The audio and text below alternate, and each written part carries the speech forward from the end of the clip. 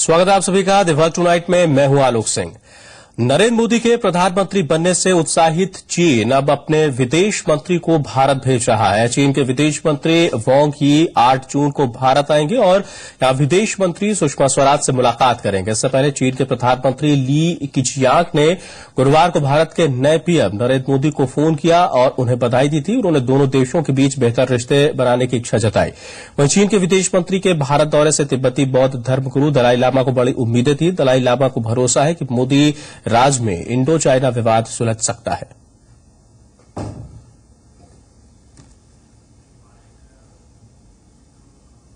Sino-Indian relation, the friendly relation, on the basis of mutual trust, is not only interest for these two countries, but interest for whole Asia, the whole world. So we should pray. We should hoping. Chinese foreign affairs minister is about to come to India to meet Modi. Oh, do you see any kind of? Very good. Should welcome. Very good. Okay, thank you. Tibet के तकलाकोट में होने वाले Bharat Tibet trade की तैयारियां शुरू हो गई हैं। इस साल ये ट्रेड 1 जून से शुरू होगा जो 31 अक्टूबर तक चलेगा। साल 1992 से ये ट्रेड जारी है जिसमें दोनों देशों के बीच बड़े पैमाने पर व्यापार होता है। इस साल भारतीय क्षेत्र के कुल 189 व्यापारियों ने तकलाकोट मंत्री में व्यापार के लिए आवेदन किया है। आपको बता दें कि इस ट्रेड के जरिए जरूरी चीजों का आयात और निर्यात किया जाता है।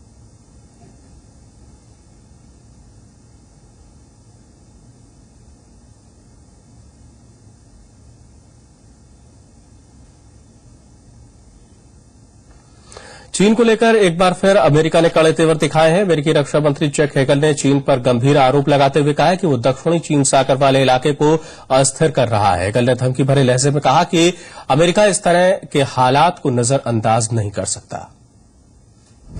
चीन और अमेरिका के बीच विवाद जग जाहिर है। कभी हैकिंग, कभी व्यापार, तो कभी कूटनीति को लेकर दोनों देश आमने सामने होते रहे हैं और एक बार फिर दोनों देशों के बीच बढ़ा तनाव नजर आने लगा है। इस बार अमेरिकी रक्षा मंत्री चैक हेगल ने चीन पर गंभीर आरोप लगाए हैं। हेगल ने चीन पर दक्षिणी चीन सागर में अस्थिरता पैदा करने का आरोप लगाया है। अमेरिकी रक्षा मंत्री ने कहा कि चीन के कारण इस इलाके के विकास के लिए खतरा पैदा हो गया है। चीन ने दक्षिणी चीन सागर को दोस्ती, शांति और सहयोग वाला कहा है, इसलिए इसे ऐसा ही होना चाहिए। लेकिन हाल के महीनों में चीन ने दक्षिणी चीन सागर पर दावे की एक तरफा कार्रवाई से इलाके को अस्थिर करने की कोशिश की है। दक्षिणी चीन सागर के द्वीपों पर कब्जे के दावे को लेकर चीन का वियतनाम और फिलीपींस के साथ विवाद है, जिस पर सिंगापुर में आयोजित शांग्रीला डायलॉग समिट में अमेरिकी रक्षा मंत्री ने आपत्ति जताई। चैक हेगल ने कहा कि अमेरिका किसी भी देश की तरफ से धमकी, दबाव और बल प्रयोग का विरोध करता है। अमेरिका का हमेशा से इस बात को लेकर नजरिया साफ और स्थिर है कि हम क्षेत्रीय विवाद में कोई हस्तक्षेप नहीं करते, इसलिए हम किसी भी देश की तरफ से दावे के लिए धमकी, दबाव और बल प्रयोग का कड़ा विरोध करते हैं। वहीं अमेरिकी रक्षा मंत्री की तरफ से लगाए गए आरोपों को चीन ने आधारहीन करार दिया है। इस तरह के सार्वजनिक और महत्वपूर्ण मंच से रक्षा मंत्री हेगल ने चीन पर आरोप लगाए हैं और ये आरोप आधारहीन है। इसके पीछे कोई वजह नजर नहीं आती। इसके अलावा चीन ने कहा कि हेगल के इस तरह के बयान से इलाके में दिक्कतें पैदा होंगी।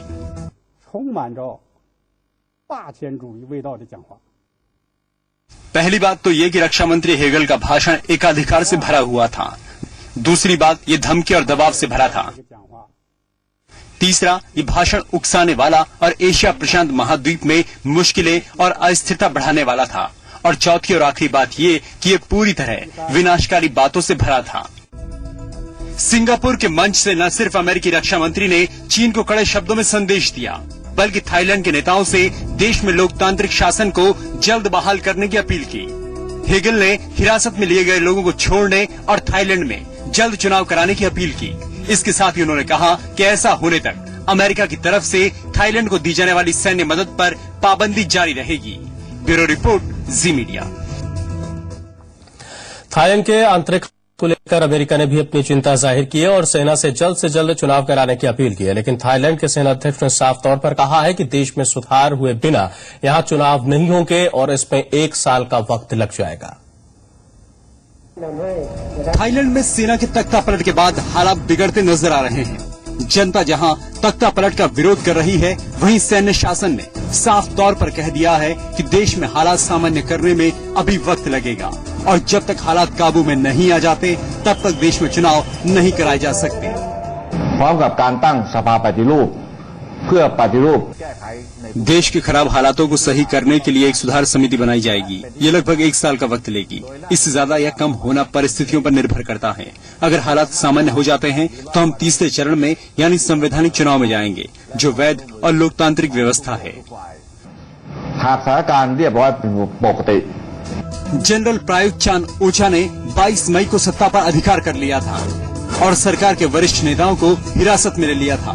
तख्ता पलट के बाद से ये उनका पहला सार्वजनिक संबोधन है, जिसमें वो दलील देते नजर आए कि देश में एक बार हालात स्थिर हो जाएं तो सेना अपने काम पर वापस चली जाएगी। हमें समस्याओं के समाधान का समय दीजिए। एक बार हम अपने लक्ष्य को पूरा कर ले, फिर सेना अपने काम पर वापस चली जाएगी और देश की देखभाल करेगी। ये सब कुछ लोगों की खुशी और समृद्धि के लिए है।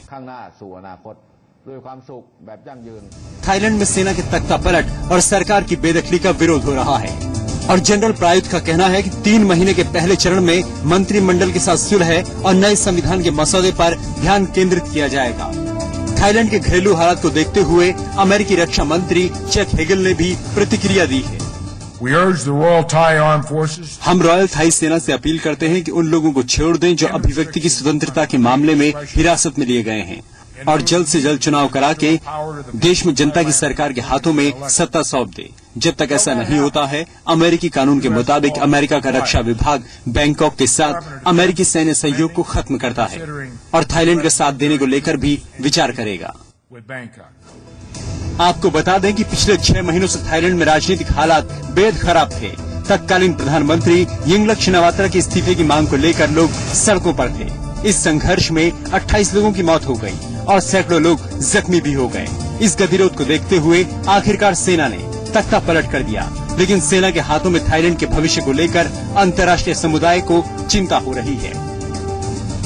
ब्यूरो रिपोर्ट, जी मीडिया। इस्लामिक चरमपंथी संगठन बोको हराम की गिरफ्त से 200 से ज्यादा स्कूली छात्राओं को छुड़ाने के लिए नाइजीरिया की राजधानी अबुजा में प्रदर्शन जारी है। प्रदर्शनकारी सरकार से मुल्क के उत्तरी क्षेत्र में हो रही हिंसा को रोकने के लिए दबाव भी बना रहे हैं। इससे पहले गुरुवार को नाइजीरिया के पूर्वोत्तर के गांव गुरपुशी में मोटरसाइकिल सवार संदिग्ध बंदूकधारियों ने 32 लोगों की हत्या कर दी थी।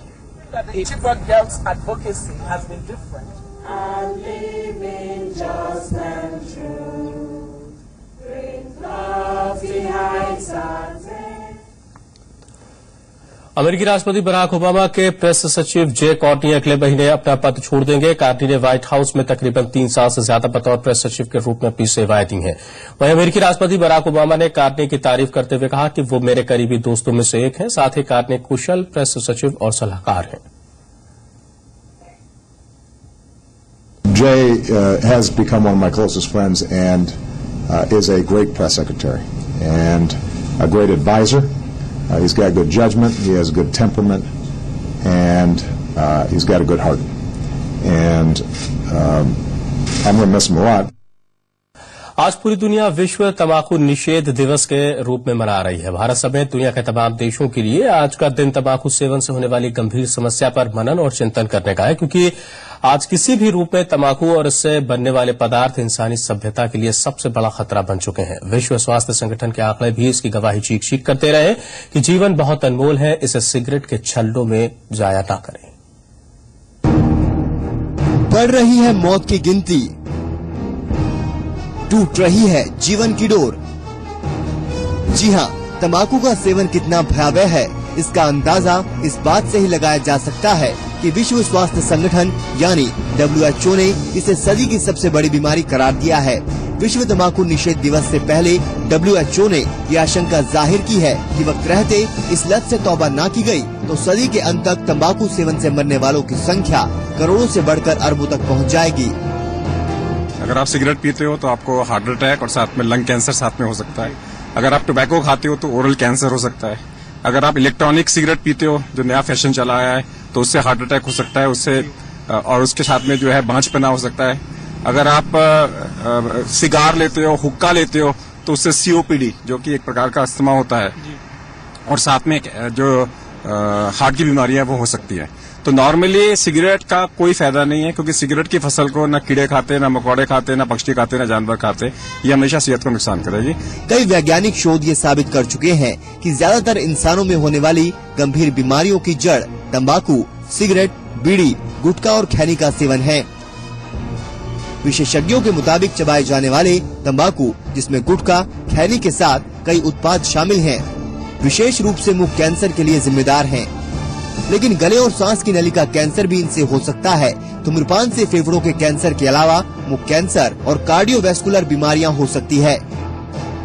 ये जानते हुए कि दुनिया भर में कैंसर से होने वाली मौतों में से 1/3 तंबाकू के कारण होती है। करीब 1 अरब से भी अधिक लोग तंबाकू पीते और खाते हैं। इसमें कोई दो राय नहीं कि तंबाकू सेवन पर रोक लगाने के लिए विश्व भर में अभियान चलाए जा रहे हैं। कई देशों के अलावा भारत सरकार ने भी सख्त कदम उठाते हुए तंबाकू निषेध कानून लागू किया। इससे सार्वजनिक स्थलों पर तंबाकू सेवन पर बहुत हद तक रोक लगी। लेकिन इसके गलत परिणाम भी देखने को मिले। जो लोग इसका सेवन सार्वजनिक स्थलों पर नहीं कर पाते हैं, वो अपने घर या सुरक्षित जगहों पर करने लगे, जिससे सेकेंड हैंड स्मोक का खतरा ज्यादा बढ़ा है। विशेषज्ञ मानते हैं कि तंबाकू सेवन के रोकथाम के लिए जरूरत है कि सरकार कुछ कड़े कदम उठाए। मसलन तंबाकू उत्पादों पर टैक्स बढ़ा देना चाहिए। इसके सेवन से होने वाली गंभीर बीमारियों को लेकर स्कूल कॉलेजों में जागरूकता अभियान चलाया जाना चाहिए। ब्यूरो रिपोर्ट, जी मीडिया। अब हम आपको आंकड़ों के जरिए दिखाते हैं कि आखिर कितना खतरनाक है तंबाकू का सेवन और किस तरह आपकी अनमोल जिंदगी खतरे में पड़ रही है।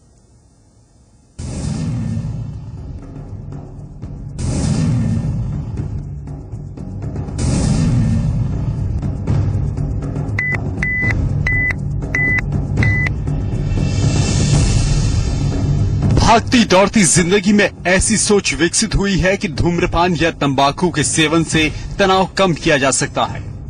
बहुत लोग इसे स्टेटस सिंबल समझने की गलतफहमी पाले बैठे हैं, लेकिन शायद उन्हें ये जानकर हैरानी और परेशानी हो कि तंबाकू में 4000 ज्यादा घातक तत्व होते हैं। धूम्रपान से निकलने वाली कार्बन मोनोऑक्साइड सीधे शरीर में पहुंचती है, जो हमारे रक्त में ऑक्सीजन की मात्रा को घटा देती है। ऐसे मामलों में दिल का दौरा पड़ने की आशंका ज्यादा रहती है। शरीर में निकोटीन अगर सांस के जरिए लगातार प्रवेश करे तो वो धमनियों के साथ चिपकना शुरू हो जाता है और धीरे धीरे धमनियों को पूरी तरह जाम कर देता है, जो सीधे तौर पर मौत को न्योता देने जैसा ही है। अगर बात धुएं रहित तंबाकू की हो तो धुआं रहित तंबाकू में कुल 28 कैंसरकारी तत्वों की पहचान की गई है। तंबाकू के लगातार सेवन से उच्च रक्तचाप के मामले भी सामने आए हैं। तंबाकू सेवन मानसिक बीमारियों का कारण बन सकता है। तंबाकू सेवन से दांतों की तकलीफ और सांस संबंधी बीमारी आम है। सिगरेट में मौजूद टार फेफड़ों के कैंसर की आशंका बढ़ा देते हैं। रिसर्च बताती है कि तंबाकू सेवन के अप्रत्यक्ष प्रभावों से शरीर की प्रतिरोधी क्षमता सुस्त पड़ जाती है, जिससे इंसान का शरीर किसी भी बीमारी से लड़ने में लाचार हो जाता है। रिसर्च ये भी बताती है कि धूम्रपान करने वाले के जीवन साथी और बच्चे पर भी इसका गहरा असर पड़ता है और इसको लेकर विश्व स्वास्थ्य संगठन ने सेकेंड हैंड स्मोक को और भी खतरनाक बताया है। WHO की रिपोर्ट के मुताबिक दुनिया भर में 6.89 करोड़ लोग धूम्रपान करते हैं। 16.37 करोड़ लोग चबाकर तंबाकू का सेवन करते हैं।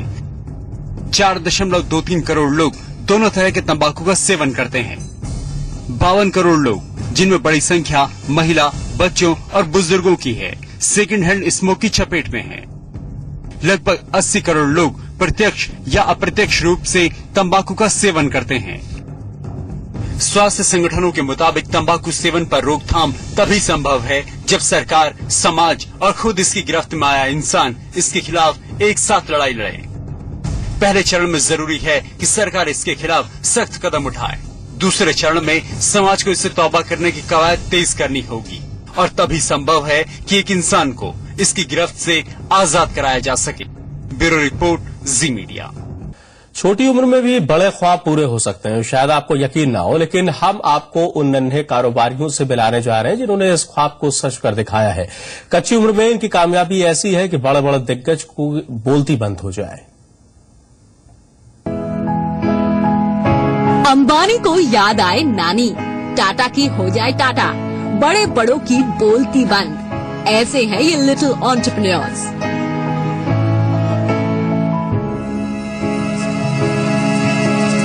इनसे मिलिए, इनके क्या कहने। ये है 7 साल की कियोवा कैवोविट। 4 साल की उम्र में इन्होंने चोट पर लगने वाली बैंडेड के बिजनेस में अपने छोटे से आइडिया से सेंध लगा दी।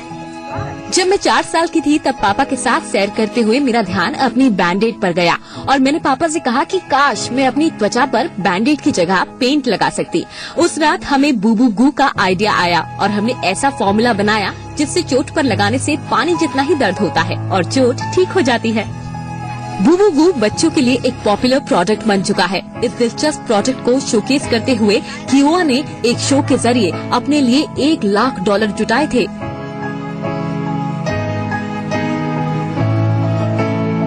अब मिलिए मोजाया ब्रिजेस से। 11 साल की उम्र में इन्होंने फैशन वर्ल्ड को अपने अनोखे बो टाई से हिला कर रख दिया।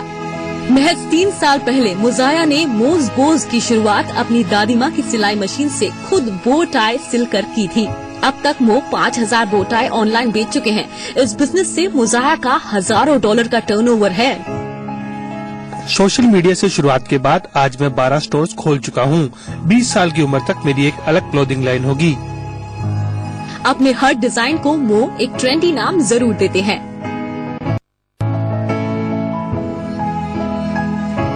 मो की तरह फैशन में ही नाम कमाने वाली एक 16 साल की बच्ची से मिलिए। टेक्सास की मैडिसन रॉबिन्सन ने अपने पिता से $900 मांगे थे और आज पूरी दुनिया में इन फिश फ्लॉप्स का $1 मिलियन से ज्यादा का बिजनेस है। मैडिसन अपनी क्लोथिंग लाइन की शुरुआत भी कर चुकी हैं। 20 iOS एप्स, 9 एंड्रॉइड एप्स और 3 गूगल ग्लास एप्स। ये कारनामे एक 14 साल के बच्चे के हैं। नाम है थॉमस। LA में रहने वाले थॉमस एक ऐप डेवलपर हैं।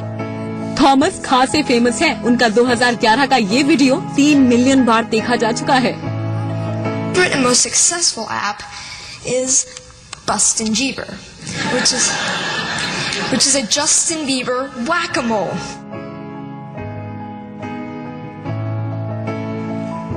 अब बात अडोरा की। 7 साल की उम्र में अडोरा एक पब्लिश्ड ऑथर हैं। अडोरा की फ्लाइंग फिंगर्स नाम से बच्चों की किताब की 10,000 से ज्यादा कॉपीज बिक चुकी हैं। अडोरा औरतों के फेमिनिस्ट इश्यूज और एजुकेशन रिफॉर्म जैसे मुद्दों पर गूगल, द यूनाइटेड नेशंस जैसे प्लेटफॉर्म पर भी बोल चुकी हैं।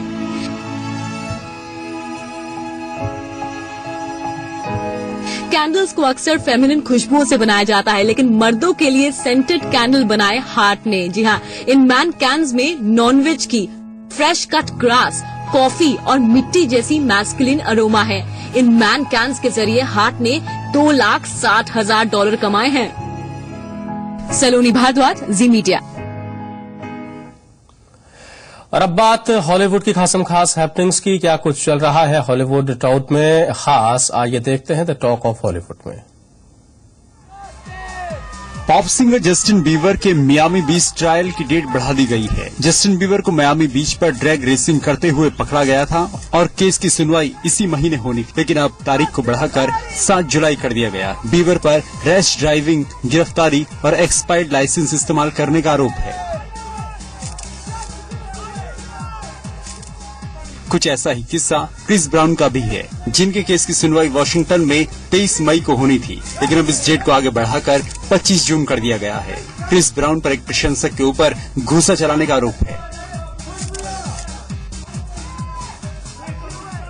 ऑस्कर विनिंग एक्ट्रेस जोड़ी फॉस्टर शादी करने जा रही हैं। उनकी शादी फोटोग्राफर एलेक्जेंड्रा हेडसन से हो रही है। ये दोनों पिछले 1 साल से एक दूसरे को डेट कर रहे हैं। फॉस्टर की ये पहली शादी, हालांकि उनके एक्स पार्टनर से उनके बेटे भी हैं।